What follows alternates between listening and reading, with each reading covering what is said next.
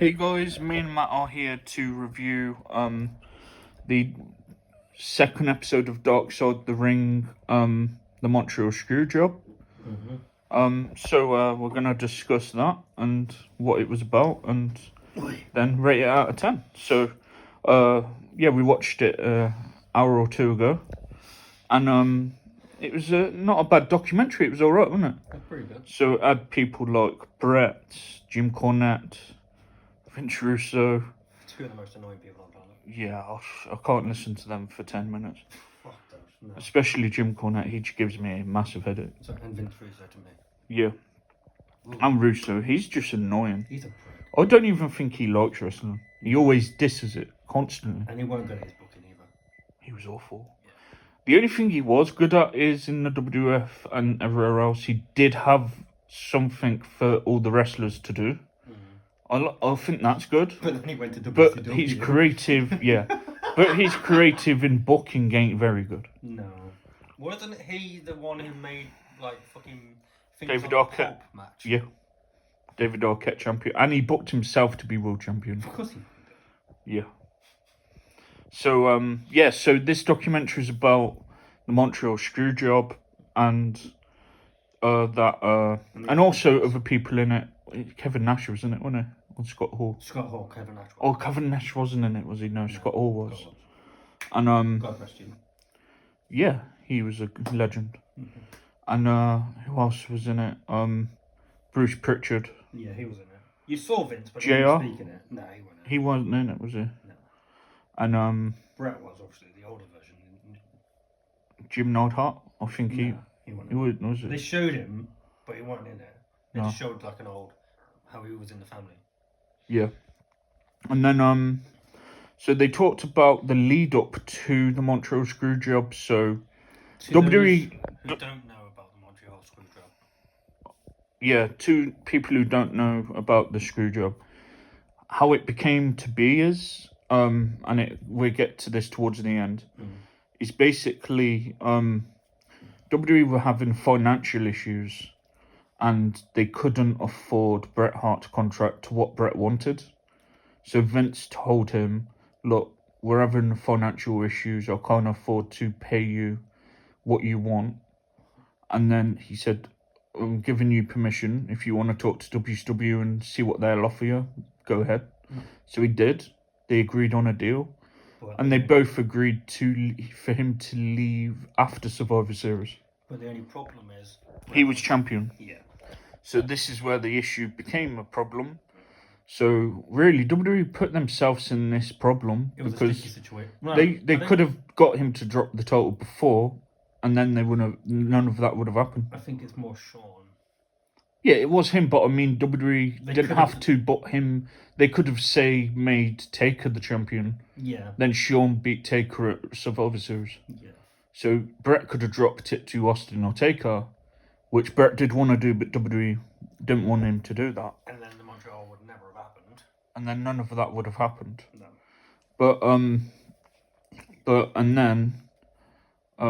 So Brett and Vince the night before were talking about different things they could do to end this. That's just then I'll start them put in more minutes.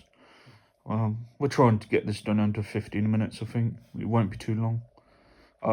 We had more to talk about with the women's one, because that was different eras, wasn't it? But There's some things to talk about here, though. And then, I'm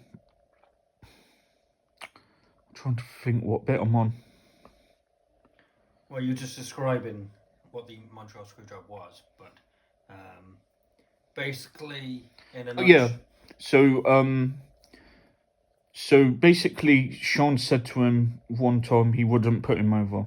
And that sent Brett over the... And that pissed off Brett a lot. And then Brett said, all right, if you're not going to put me over, I ain't putting you over.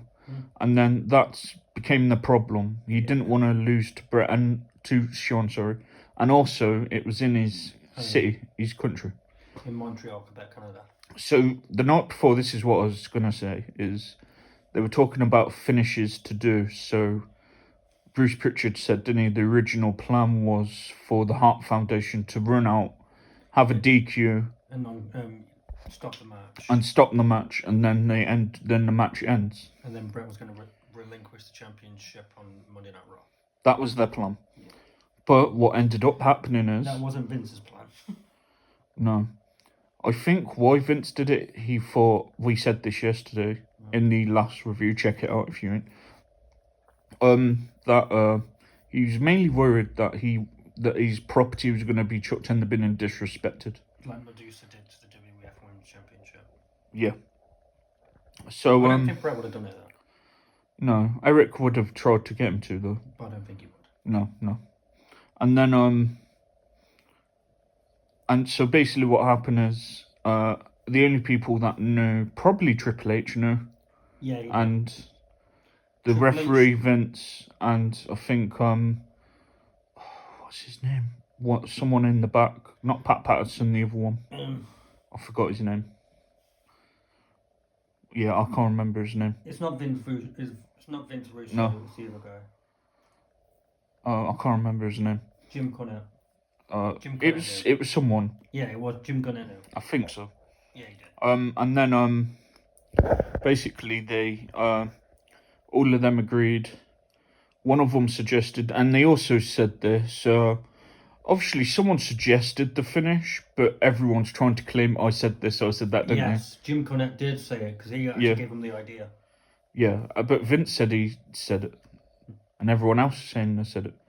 I know people are saying, like, I know what to do. Just get Sean to put him in the sharpshooter, and then you trim the bell. So that way, he wins the match, and then you get to take the title, and that's what they did. And then so much controversy for this. It was controversial, and then afterwards, he spat at Vince and put WCW like the sign language to say that's where I'm going now. And then he had a fit. He threw like the monitors on the floor, and put it this way, Sean ran backstage. He didn't want to have anything to do with it. Then it showed a video backstage, and this will be covered in the Wrestling for Shadows, but we'll cover that another time. Because it's very similar to this, so I don't want to do two of the same things. It basically is the same. Similar, but with the Shadows, it's more to do with Brett's career. Also, lead up to I've seen it. Yeah. You have seen it. You remember them. And then he goes to WCW, and then the Vince McMahon character is created. You could say, if it wasn't for the Montreal Screwjob, the McMahon era, the Attitude Era, the rise of Steve Austin, none of it would have happened. So I think Steve Austin still would have been a big star, but not as big. I don't think the momentum of the Attitude Era would have happened the same way. Because that's how Vince McMahon's character was created, screwing Brett. And to be honest, without the Attitude Era, without the rise of Austin, without the rise of The Rock, would WWF still be here? So in a weird kind of Probably way, not. Did the Montreal Screwjob actually was the heartbeat for the WWF? It might have been. It gave birth to the Attitude Era. Because it gave birth to the number one villain in professional wrestling. True. So yeah, and then it got to the point where towards the end of the documentary, Vince Russo and Cornette were bickering, and they always did, and they always have. Cornette said he wanted to kill Russo, and just they're all talk, those two. They're idiots. Yeah, but apparently Cornette did tell his friend, like, I'm gonna send someone to his house and get him killed. And that line that Jim Cornette said, I will take my wife out of the thing, because if Vince Russo dies for me, I want to go on his grave and piss on it. That's a bit much. That's a bit over the top. That's a bit... Those two are stupid. To be honest, even for the worst people, I think celebrating someone's death is disgusting. Is a bit over the top. It is, yeah. Look, I know Ted Bundy was an evil guy, right? But even when we watched the documentary, we didn't watch it at the same time, but we watched it differently. And I would recommend it. It's a good documentary. It's called Ted Bundy Tapes. Ted Bundy Tapes. I recommend them to you. That's right. They were good. They're a 4-part series, and they used to be on Netflix. We could review them maybe one day. Maybe if they're still on though. Yeah, one day. Yeah.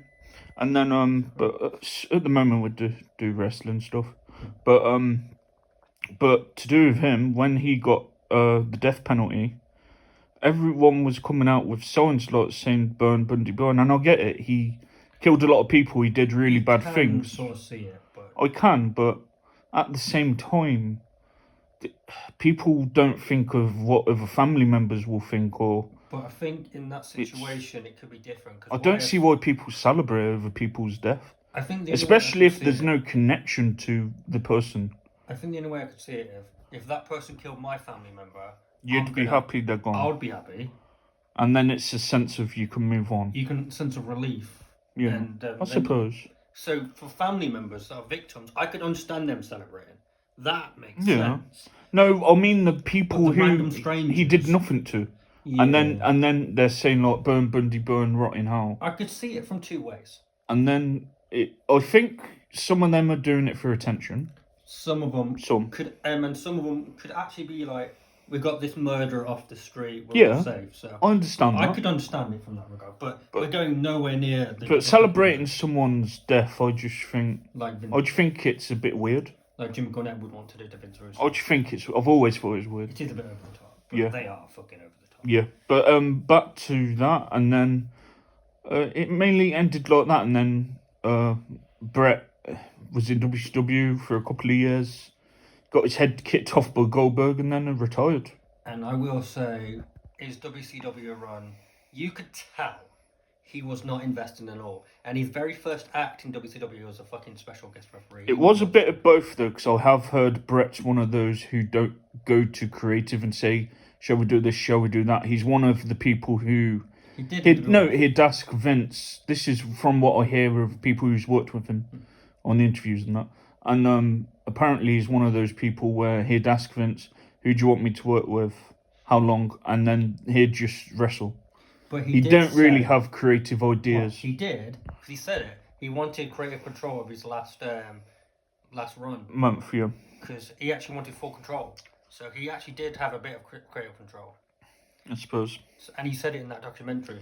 Before we rate it, let's have the discussion about the conspiracy. I don't believe it. Let's discuss it. We'll discuss it a bit.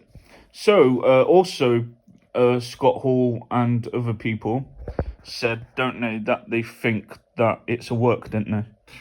They think it's a work, and they thought it was a pre-planned segment to a work shoot kind of thing, where they thought it would be a storyline, and it's made out like it's real.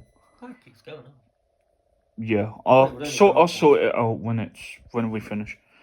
And some people think that. Some people think that it was put on, that they both planned it, and then that was the plan for him to be the... I could see Vince after thinking I'd be a good heel GM, so I think he did capitalise on that. I'm not saying he planned it from it, but I'm saying he definitely capitalised on it. I definitely agree with Because he did say a day after, didn't he, I screwed Brett. Well, they did. Brett screwed Brett, yeah. But some people do think that it was planned, they all knew what they were doing, and they was all in it. You don't see it. Not a chance in hell. I actually, for the first time in my life, I actually agree with Jim Cornette. There's no way, shape or form, not in any slight, that was a work. It just wasn't. But if it was, it's the greatest work of all time, isn't it? But it wasn't. That was too real. It was too raw. It was too much emotion, and the fact that... And not just that, even though I don't care for him, Vince Russo was there, and he said, like, he was in the discussions with Brett, with Vince, where they were on the phone for hours and hours trying to decide how to finish that match. But they couldn't think of anything. They couldn't think of anything. It wasn't a work. But like I say, if it was, it won't be. It wasn't. But if it was, it's the greatest swerve in professional wrestling history. I think some people think it was a work because the way... Not conspiracy, it's just their opinion. They think that it's the way Brett acted. Like, he was acting like he was pissed off when he wasn't. The way he spat at him, the way he did WCW. I think he was...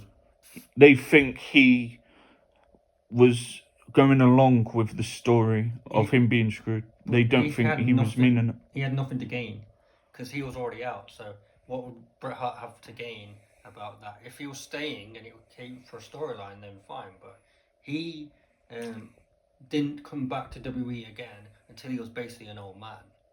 Because he hated them so much. And surely, if it was a work, he would have came back with them, even in some capacity, after the Monday Night Wars finished, after WF bought out WCW. He would have came back with them. But he never did, until the last run of D-Generation X. The final year when Undertaker faced Shawn at WrestleMania. And then we had that terrible Bret Hart Vince McMahon match at WrestleMania. Oh, that was awful. That was bad. But yeah, that he wouldn't have waited that long if it was a swerve. It was real. You think it was real then? I don't even need to think. That was real. That was real. Well, some think it's a work. Yeah, they think they planned it. I think those who think it, like Vince Russo said, are full of shit. I could see that, yeah. I can't believe I actually agreed with something Jim Cornette actually said. Never thought I'd ever see the day that would happen, but it was too raw. That's what the owner said, because I asked him about it. He said, yeah, but he's met Bret a few times, and he said Bret's really mentally struggled with that. Yeah. He felt betrayed. Yeah. There you go. Yeah. It was real. Yeah. And the fact that Undertaker was pissed off as well. I don't think it was a work. I don't think, no. I think if, like I said, if Bret would have came back earlier, if it was, and turned it into a storyline. But the only way I could see it being a work is if it was between Vince and Bret, and they kept it between themselves to make it look like a shoot. But nah. No, if you get what I mean, that would be the only way, though, wouldn't it? It would. It's if they said, right, we're gonna make this the best work shoot ever.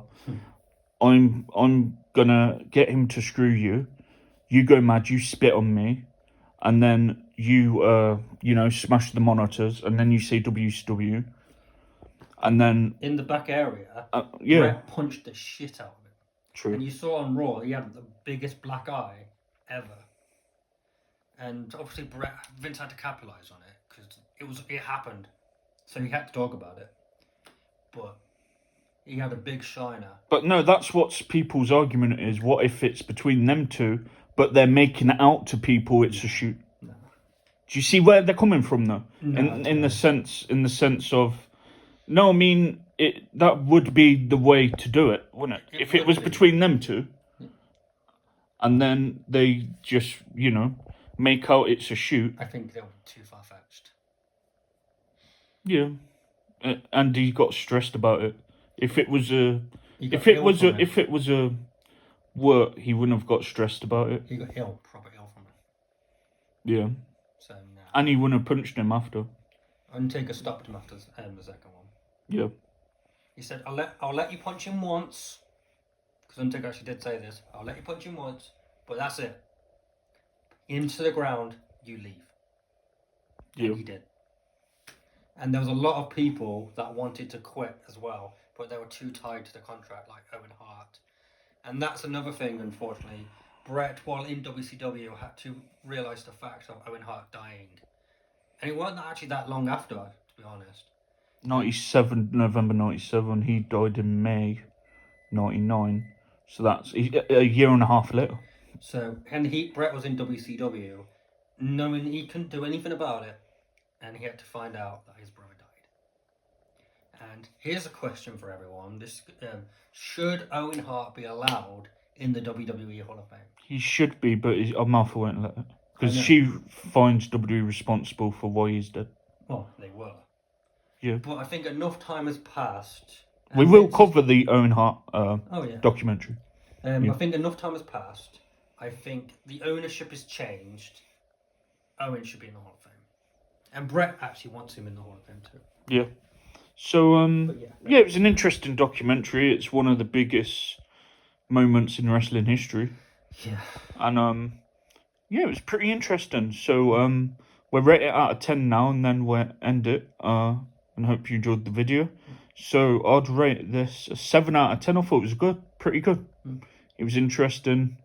It ain't similar with the Lesnar thing. It's not anything new we know.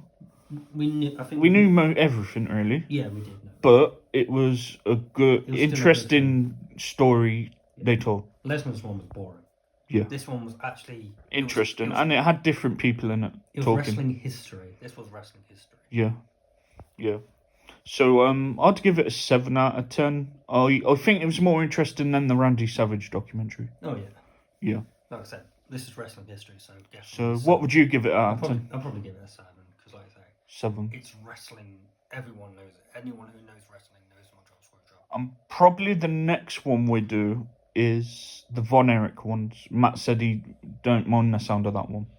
So we're mainly going to do what we both like the sound of, because there's a few what I showed Matt where he's like, I don't know who they are, so I don't think I'd care for it. So we're mainly going to cover ones that sound interesting. And if we know, but if he hasn't seen one and I think it's a good one, I'll tell him and then he might check it out. So hope you enjoyed the review. He's got to go really early in the midday tomorrow, so this will probably be the last review this weekend. Yeah. Oh no, one more Scream 5 review and then we'll go to bed more likely. Probably. Yeah. Anyway, thanks for watching guys. See you later. Bye for now.